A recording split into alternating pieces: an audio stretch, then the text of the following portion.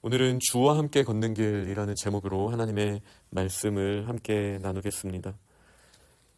오늘 본문의 첫 시작은 이제 여호와의 말씀을 들을지어다 라고 선포하시면서 이제 마치 법정에 있는 모습으로 하나님께서 보여주시는 장면이 있습니다. 너는 일어나서 산을 향하여 변론하여 작은 산들이 내 목소리를 듣게 하라. 이렇게 말씀하시면서 너희 산들과 땅의 견고한 지대들아 너희는 여호와의 변론을 들으라. 여호와께서 자기 백성과 변론하시며 이스라엘과 변론하실 것이라 라고 이제 말씀하시는데요. 사람들이 하고 싶은 말이 있고 또 그러면서도 하나님께서 변론하시는 말씀이 있습니다. 먼저 하나님께서 하신 말씀이 3절부터 나옵니다. 내 백성아 내가 무엇을 너에게 행하였으며 무슨 일로 너를 괴롭게 하였느냐. 너는 내게 증언하라. 하나님이 행하신 일이 무엇인데 너희가 하나님이 괴롭혔다라고 말하냐. 이렇게 말씀을 하시는 거죠. 그러면서 이제 4절에는 하나님의 구원하신 행하심을 먼저 선포하십니다. 내가 너를 애굽 땅에서 인도해내어 종노릇하는 집에서 속량하였다. 이렇게 구원하신 하나님, 이것이 하나님이 우리를 위해 행하신 첫 번째 일이죠. 그리고 구원하셨을 뿐만 아니라 인도자도 보내주셨다라고 말합니다. 말씀하십니다. 모세와 아론과 미리암을 내 앞에 보내었느니라.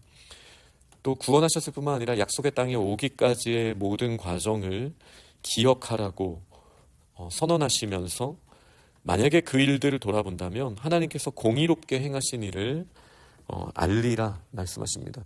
이 기간 동안 하나님이 공의롭게 행하신 일은 무엇입니까? 여전히 악을 쫓을 때에는 심판을 보여주셨지만 그러나 그들을 긍휼히 여겨주시고 그들에게 다시 기회를 주시고 인도하셔서 하나님이 일용할 양식도 공급해 주시고 또 유혹하고 그들을 공격하는 자들의 손에서부터도 지켜주셨던 신실하신 하나님에 대해서 우리는 기억할 수밖에 없습니다. 그리고 이제 사람들의 마음이 표현이 됩니다. 내가 무엇을 가지고 여호와 앞에 나아가며 하나님께 경배할까? 번제물로 1년 된 송아지를 가지고 그 앞에 나아갈까? 나의 자격에 대해서 이제 질문해 보는 것이죠. 그런데 이제 하나님과 나의 차이를 생각해 보면 천천의 순양, 천 곱하기 천을 말하는 겁니다. 만만의 기름, 만 곱하기 만을 말하는 것이죠. 이렇게 우리가 감당할 수 없는 물질을 가지고 하나님 앞에 나아간다면 하나님은 기뻐하실까? 내 허물을 위해서 내 마다들을 드린다면, 내 영혼의 죄로 말미암아 내 몸의 열매를 드리면 우리는 하나님 앞에 나아갈 수 있을까? 이 맥락을 봤을 때는 사람들은 쉽게 그렇게 내가 가진 것으로 하나님께 나아가면 하나님은 나의 자격 있음을 보시고 나에게 복을 주실 거야 라고 생각하지만 다시 거기서 한 번 더 생각을 해보면 천천의 순양도 만만의 기름도 우리에게 자격을 허락할 수 없다. 심지어 내 자신을 몸으로 드리고 내 마다들을 드린다 할지라도 우리에게는 자격이 없다라는 것을 우리는 알게 됩니다. 그러면서 주께서 선한 것이 무엇임을 너에게 보였기에 이제는 너희도 여호와께서 구하시는 것, 우리에게 기대하시는 것을 정확히 알아야 한다라고 선언하고 있습니다. 이게 지금 계속 법정에서 나오는 이야기이죠. 먼저 우리가 기억해야 될 것은 주께서 먼저 행하신 일을 우리가 기억해야 우리의 행함이 의미가 있다라는 거예요. 사실 종교적으로는 이게 늘 바뀌게 됩니다. 이 순서가 바뀌는 게 문제입니다. 하나님, 제가 이렇게 행하니 주께서도 저에게 이렇게 행하여 주옵소서라고 말하는 것은 기독교를 제외한 모든 세상 종교의 특징이라고 할 수 있습니다. 그러나 우리는 어떤 사람들입니까? 하나님께서 이미 이루셨고 이미 행하셨기에 그것에 따라 반응하는 거죠. 오늘 말씀 맥락에서도 마찬가지입니다. 하나님께서 무엇을 행하셨는지를 먼저 알려주시잖아요. 구원하시고 인도자를 보내주시고 광야에서 지켜주셨던 하나님이 하신 일을 기억하라. 그리고 하나님의 이 행하심에 따라서 우리는 그 선한 일이 무엇인지를 먼저 맛보고 보았기에 우리도 그렇게 하나님 앞에서 선을 행할 수 있는 그 길에 나아갈 수 있게 되었다라는 이 순서를 기억해야 합니다. 예를 들어서 7절을 봤을 때 우리가 여호와께 천천의 순양, 만만의 강물, 나의 맏아들, 내 몸의 열매를 드리면 될까? 순서가 잘못됐다라는 거예요. 천천의 순양과 만만의 기름, 맏아들을 그 몸의 열매를 내어주신 분이 누구십니까? 하나님이 우리에게 주신 거잖아요. 내가 하면 하나님이 나를 위해 일하실까가 아니라는 거예요.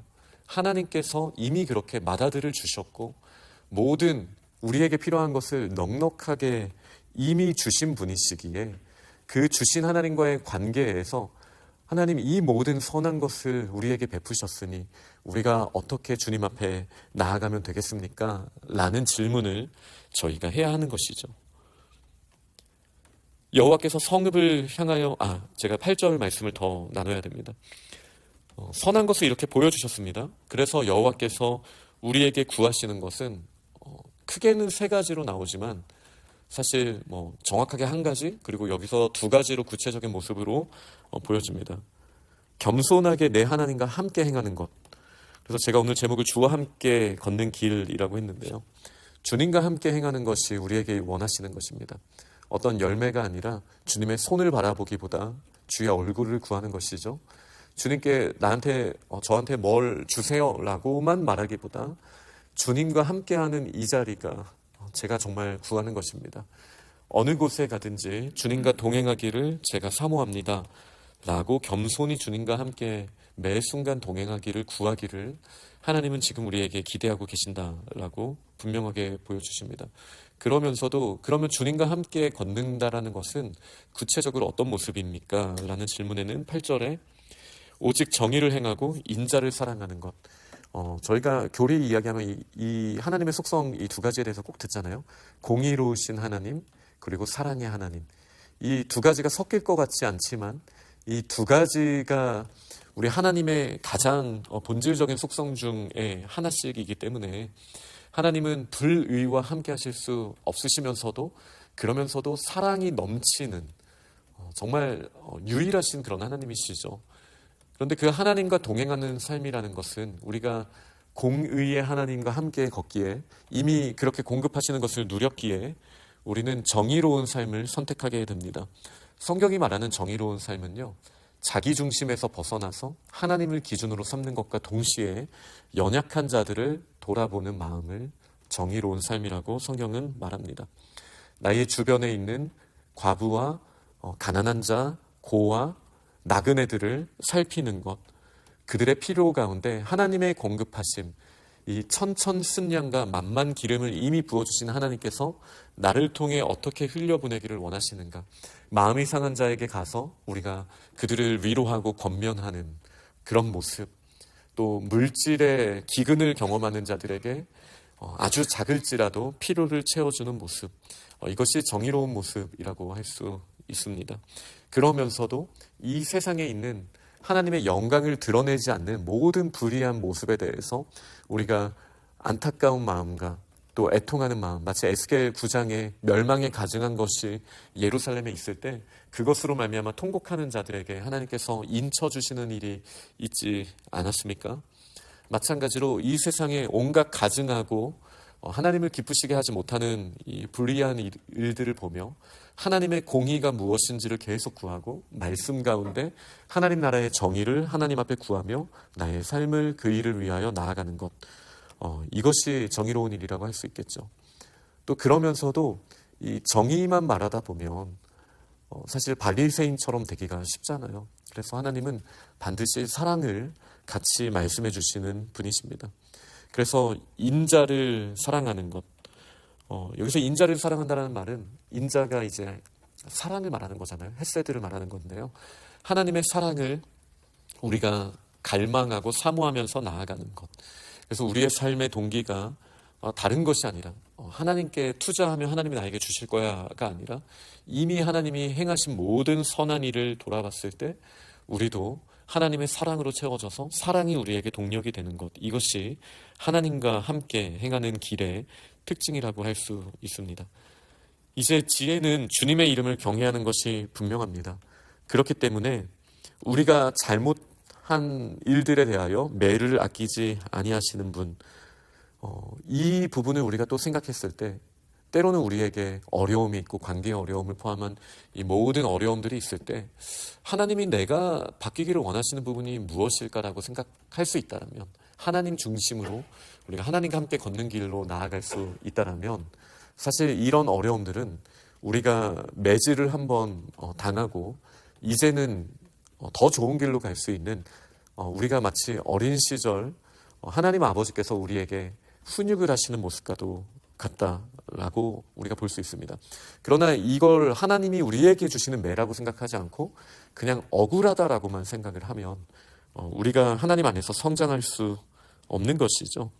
그러니 우리의 연약함으로 말미암아 사실 우리는 때로는 숨쉬기조차 어려울 것 같은 숨막히는 상황들을 경험하지만, 그것조차도 하나님이 우리를 위해 예비하신 매라고 생각한다면, 나를 돌아보면서 그렇게 나아갈 수 있다면 우리는 반드시 지혜의 가운데 성장할 수 있게 됩니다.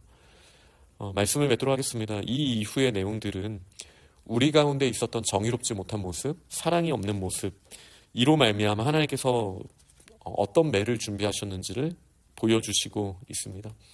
이 모든 상황 가운데 그러나 우리가 하나님이 이미 행하신 일들을 돌아보고 내가 하나님을 거래 대상자로 볼 것이 아니라 이미 하나님께서 모든 것을 허락하신 그 사랑을 기억하고 정의와 사랑을 구하며 나아갈 때 하나님께서 저희들에게 허락하시는 놀라운 은혜를 새롭게 누리는 저희들의 매일의 모습이 될 줄 믿습니다.